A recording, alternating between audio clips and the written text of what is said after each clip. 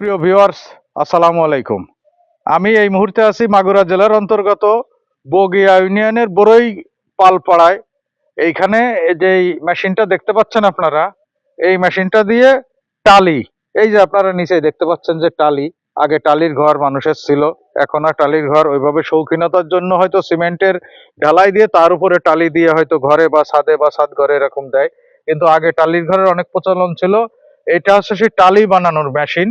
এটা সতেরোশো চার সালে, 1704 সালে আপনার যে তারক পাল উনি ইংল্যান্ডের এটা মেশিনটা ইংল্যান্ডের, আপনারা দেখতে পাচ্ছেন যে হোয়াইট হেড অ্যান্ড কোম্পানির 1704 সালের এইটা প্রিস্টন ইংল্যান্ডে তৈরি। এই বাড়িটা জিনার সেই তারক পাল, এবং ওনার যে টালিগুলো বানানো হয় তাতেও আপনারা দেখছেন যে টি পাল অর্থাৎ তারক পাল লেখা আছে। এই মেশিন 1704 সালে আসে দুইটা, এই মাগুরা জেলায় দুইটা আসে। একটা হচ্ছে এই বড়ই তারক পালের এই পাল বাড়িতে, আর একটা নোহাটা, আমতল নোহাটা, এই পাশেই সেই গ্রামটা।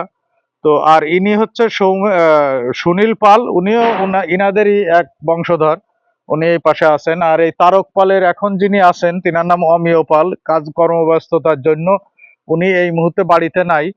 তো যাই হোক, উনি এখন চতুর্থ পুরুষ, তারক পালের চতুর্থ পুরুষ।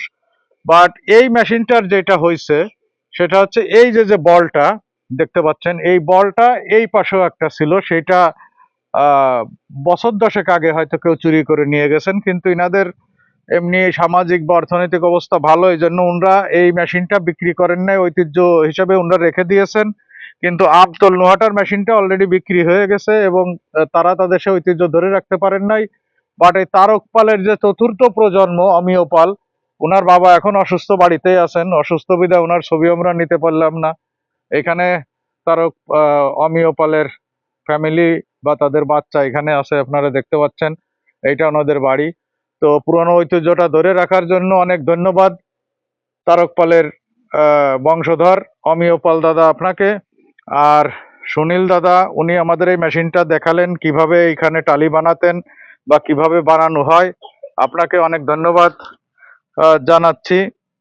আপনারা দেখেন যে এই যে এইভাবে বানাতেন, এই যে এইভাবে দিয়ে, এখন এই জিনিসটা মেশিনটা তো সচল নাই, এইটা যখন এইভাবে ভিতরে ঢুকাই দিতেন, হ্যাঁ এভাবে ঢুকাই দিলে তখন টালি হয়ে যেত। একজন দুইজন মানুষ মিলে এটা মানে ম্যানুয়াল মেশিন, এতে বিদ্যুতের কোনো লাইন লাগতো না, দিনে 300 মতো টালি বানানো সম্ভব হতো। যাই হোক, শিল্পটা এখন প্রায় বিলুপ্তির পথে, কিন্তু ওনাদের ঐতিহ্যটা আমরা ধরে রাখছেন। ধন্যবাদ তারক পাল, সুনীল দাদা, এবং বর্তমান যে তারক পালের যে বংশধর আছেন অমিয় পাল, আপনাকে ঐতিহ্য ধরে রাখার জন্য, এবং আপনারা এটা ধরে রাখছেন বলে আমরা আমাদের দর্শকদের দেখাতে পারলাম। তো সুপ্রিয় ভিউয়ার্স, পরবর্তীতে হয়তো আর একটা কোনো বিশেষ ভিডিও নিয়ে আর একটা জিনিস নিয়ে আপনাদের মধ্যে চলে আসবো। ততক্ষণ আমাদের সঙ্গেই থাকেন। ধন্যবাদ। আসসালামু আলাইকুম।